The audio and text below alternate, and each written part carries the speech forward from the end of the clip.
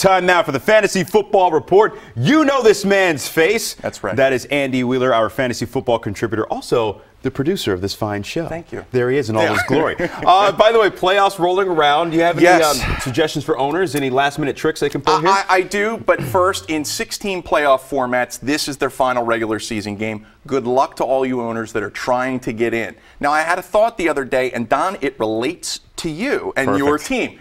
In the CBS 3 League, both of our teams are very good. Both of our teams are probably going to the playoffs, and we may face each other. Yeah. See, I'm the 1 seed, though, so, right. Yeah, whatever. We may face each other, but I found while looking at potential opponents, my team is vulnerable to yours. We've talked about streaming kickers on the show and streaming the kicker of the opposing team's quarterback. So to review, your opponent's QB scores a TD, your kicker gets a point, okay, thus devaluing their touchdown. My quarterback is Matthew Stafford. Your kicker is Lions kicker Matthew Prater. You have an advantage on me. So yesterday, Don, because your quarterback is Russell Wilson, I picked up Blair Walsh, and I'll sit him on my bench, even though he's struggling, just in case we face off. Now, what does this mean? Owners, if you have a spot on your bench, take a kicker.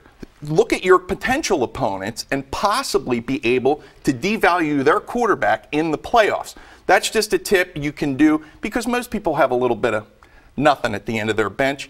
Add a kicker for a guy you might face. Not me. I've got Marshawn Lynch at the end of my bench. And by the way, this is high-level thinking. I cannot think that far in advance. I am a 1 week at a guy type of guy. That's why I'm 11-1. Oh, here we go. That's why I'm 11-1. Here we go. Yeah, Give me 3 guys you like. 3 guys I like. I like Isaiah Crowell today. He stunk for most of the season, but for the last 3 games last 4 games he started to heat up. He's had double digits in 3 of those games. He gets the Chargers this week. They've been great, but you can run on them. I like him for a double-digit game.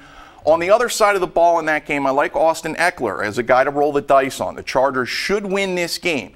If they have the lead, they're not going to burn Melvin Gordon late. Eckler is looking destined for a double-digit game. And Robbie Anderson is our final guy. A little love for a fellow Temple Owl. He's been a beast for the Jets. He's got a touchdown in 5 straight weeks. I think he makes it 6 this week against a terrible Chiefs pass defense. Terms you never hear.